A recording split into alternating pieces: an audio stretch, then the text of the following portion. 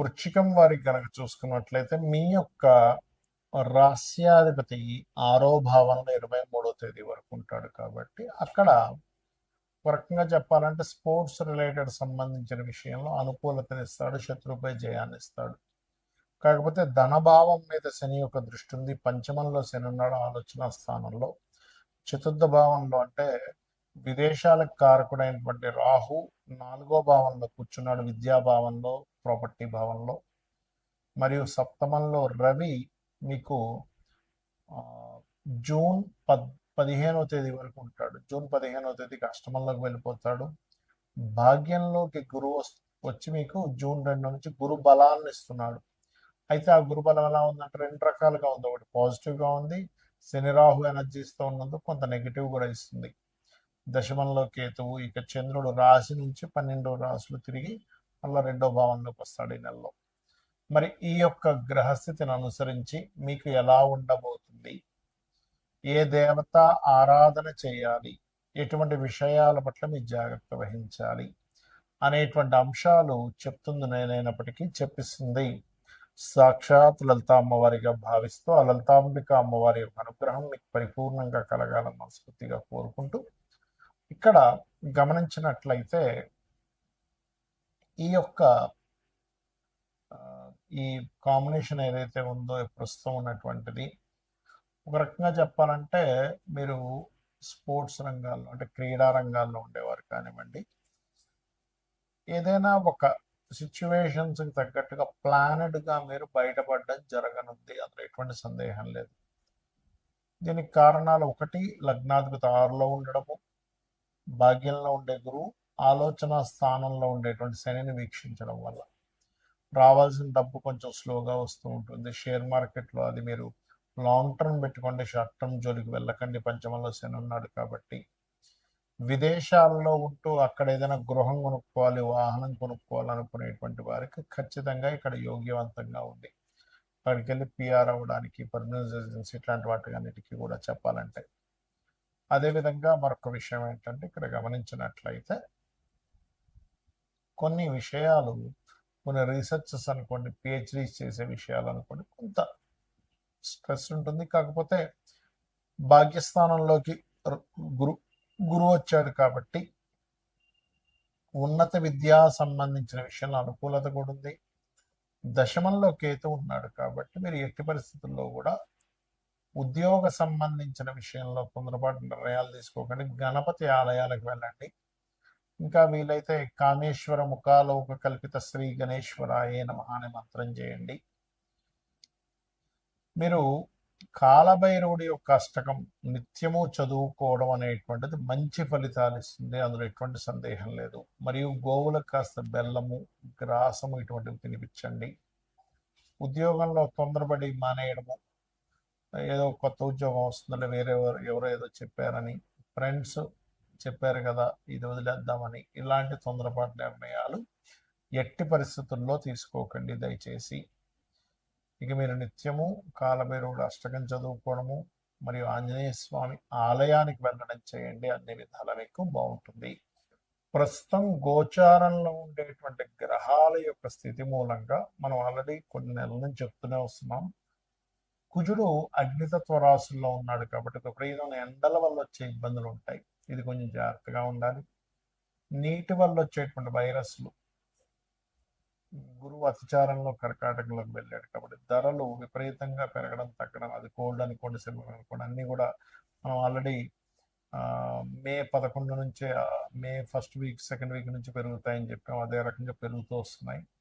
అయితే ఇక్కడ ఏంటంటే ఈ గోల్డ్ మీద ఇన్వెస్ట్మెంట్ చేయాలా, సిల్వర్ మీద ఇన్వెస్ట్మెంట్ చేయాలని చాలామంది అడుగుతుంటారు. భూముల మీద చేయాలని ఒకటే గుర్తుపెట్టుకోండి, మీ జన్మజాతకంలో కనుక రవి గురువులు బాగుంటే గోల్డ్ మీద చేయొచ్చు, ఎఫ్లెక్షన్లో లేదు అనుకుంటే. చంద్రుడు బాగుంటే సిల్వర్ మీద చేయొచ్చు, కుజుడు బాగుంటే ల్యాండ్స్ మీద చేయొచ్చు. మీ చతుర్థ భావం కూడా బాగుండాలి దాంతోపాటు, కుజుడితో పాటు, అప్పుడు ల్యాండ్స్ మీద మీకు కలిసి వస్తుంది. అయితే ఎప్పుడు కూడా ఈ గోచార ఫలితాలు గోచారంలో ఇటువంటివి ఇస్తూ ఉన్నప్పటికీ మీ జన్మజాతకంలో అసలు ఏముంది అనేది చూసుకోవాలి ఎప్పుడు కూడా.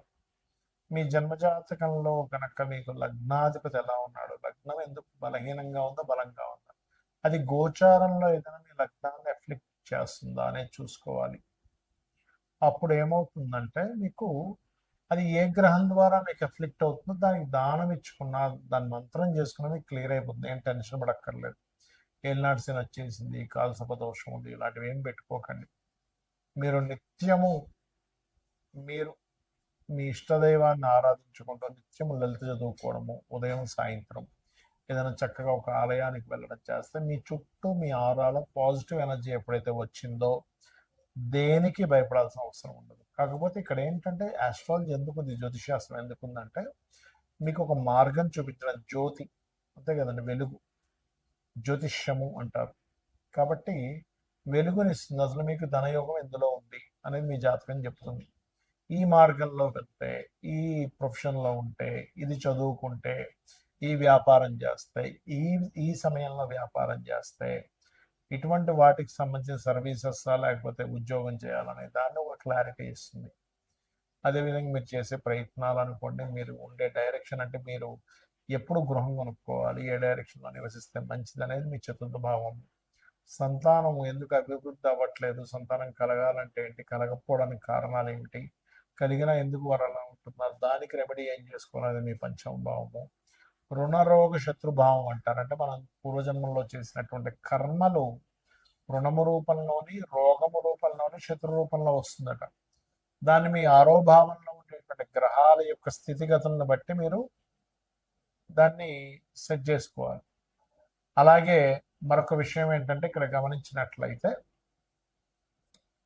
ఈ జాతక చక్రంలో ముఖ్యంగా మీకు అష్టమం అంటే ఆకస్మిక సంఘటనలు, దశమం వృత్తి, లాభం వ్యాపార సంబంధించినటువంటి విషయాలు ఏవైతే ఉంటాయో ఇక్కడ ప్రధానంగా మీ యొక్క పర్సనల్ చార్ట్లో ఎలా ఉంది అనేటువంటి విషయాలను చూసుకోవాలి.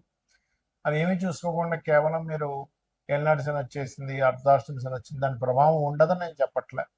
అది ఉన్నప్పటికీ మీరు ఏలినాటి శని ఉన్న ఎవరైనా సరే ఓం అనాకలిత సాదృశ్య చుబుక శ్రీ విరాజితాయ నమః మంత్రం చేసుకోవడము, గోవులకు కాస్త బెల్లము తినిపించడము, మరియు అదే విధంగా మరొక విషయం ఏంటంటే ఇక్కడ గమనించినట్లయితే ఈ యొక్క ఈ నిత్యము కూడా ఏలినాటి శని ఉండేటువంటి వారు కాస్త శనివారం పూట కాస్త ఏంటంటే నువ్వుల నూనె ఒంటికి రాసుకొని దాని తర్వాత స్నానం చేయడం ద్వారా కూడా మీకు ఏలినాటి శని యొక్క ప్రభావం తగ్గుతుంది, గుర్తుపెట్టుకోండి. ఇక మీరు ఇంకొక విషయం ఏంటంటే ఇక్కడ మీరు అర్థం చేసుకోవాల్సింది, ఇన్వెస్ట్మెంట్స్ చేసే విషయంలో, విదేశాలకు వెళ్ళే విషయంలో కూడా ఒక సమయం అనేటువంటిది ఉంటుంది. ఎప్పుడు ఇన్వెస్ట్మెంట్ చేయాలి, ఎప్పుడు ఇన్వెస్ట్మెంట్ చేయకూడదు, ఏ సమయంలో ఇన్వెస్ట్మెంట్ చేయడం వల్ల మీకు మంచి ఫలితాలు ఉంటాయి, ఏ సమయంలో ఇన్వెస్ట్మెంట్ చేయకపోవడం వల్ల మీకు మంచి ఫలితాలు ఉంటాయి కూడా ఉంటుంది. అది మీరు గోచారంలో 12వ భావంలో ఏ గ్రహం వచ్చి కూర్చుంది అనేటువంటిది చూసుకోవాలి. అది మీరు ఇది సమయం మంచి సమయమా కాదా అనేటువంటి నిర్ధారణ ఇస్తూ ఉంటుంది. ఆ రకంగా చేసుకుని మీకు ఇంకోటి ఏంటంటే ఉంగరాలు ఇలాంటివి పెట్టుకుంటూ ఉంటారు, నేను కాదనట్లే, దానివల్ల కొంత ఎనర్జీ, పాజిటివ్ ఎనర్జీ ఉంటుంది. కానీ మీరు ఏంటంటే తెలియకుండా, తెలుసుకోకుండా ఏది పడితే అది పెట్టేసుకుంటున్నారు. అలా కాదు, మీకు మీ జన్మజాతకంలో ఏ గ్రహం మీకు పాజిటివ్ ఫలితాలు ఇస్తుంది, ఆ గ్రహ సంబంధించింది ఇప్పుడు మీకు పెట్టుకోవచ్చా లేదా కొంతకాలం తర్వాత ఆ యొక్క ఉంగరాన్ని ధరించాలా అనేటువంటి విషయం మీ జన్మజాతకంలో నవగ్రహాల్లో ఏ గ్రహం మీకు పాజిటివ్గా ఉందో చూసుకుని దాన్ని పెట్టుకోవాలి. లగ్నానికి శుభుడు పాపి, మనకి శనివర్గ లగ్నాలు, గురువర్గ లగ్నాలు అని 2 రకాలుగా ఉంటాయి. కాబట్టి దాన్ని బట్టి కూడా పెట్టుకుంటారు. కానీ దానికంటే అతి ముఖ్యంగా మీరు చూసుకోవాల్సింది మీ యొక్క లగ్నం శనివర్గమైనా గురువర్గమైనా కూడా మీ యొక్క జాతక చక్రంలో మీ గ్రహాల్లో ఏది స్ట్రాంగ్గా ఉందో చూసుకుని పెట్టుకోవడం వల్ల మీకు మంచి ఫలితాలు రానున్నాయి, గుర్తుపెట్టుకోండి, వస్తాయి కూడా. ఇక నిత్యము దేవతారాధన చేసుకోవడం, నిత్య దీపారాధన చేసుకోవడం చేయండి, మీకు అన్ని విధాలా బాగుంటుంది. శ్రీమాత్రే నమః.